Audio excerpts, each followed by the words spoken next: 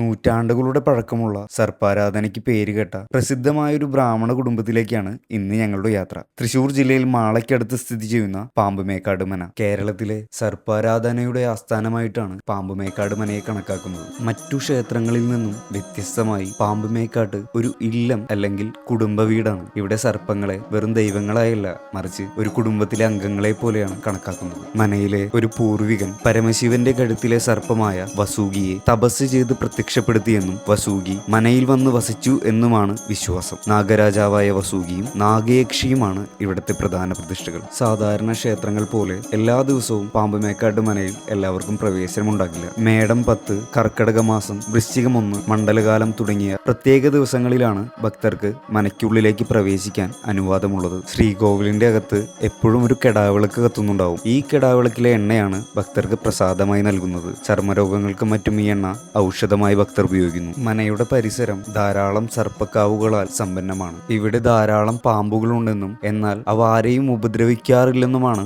വിശ്വാസം. വിശേഷ ദിവസങ്ങളിൽ മാത്രം തുറക്കുന്ന മനയുടെ ഉൾഭാഗത്തേക്ക് കയറുന്നതിന് കൃത്യമായ ചുറ്റവട്ടങ്ങളും വസ്ത്രധാരണ രീതികളും നിലവിലുണ്ട്. മനയുടെ കിഴക്കിനി എന്നറിയപ്പെടുന്ന ഭാഗത്താണ് സർപ്പങ്ങളെ കുടിയിരുത്തിയിരിക്കുന്നത്. ഇവിടെ എപ്പോഴും ഒരു കെടാവിളക്ക് തെളിഞ്ഞു നിൽക്കുന്നു. നൂറും പാലും, കടുംപായസം, സർപ്പബലി എന്നിവയാണ് ഇവിടുത്തെ പ്രധാന വഴിപാടുകൾ. കേരളത്തിലെ സർപ്പാരാധനയുടെ പ്രധാന കേന്ദ്രങ്ങളിലൊന്നായി പാമ്പുമേക്കാട്ട് മന അറിയപ്പെടുന്നു. നിങ്ങൾ പോയിട്ടുണ്ടോ പാമ്പുമേക്കാട്ട് മനയിൽ? ഓം നാഗരാജാവേ നമഃ.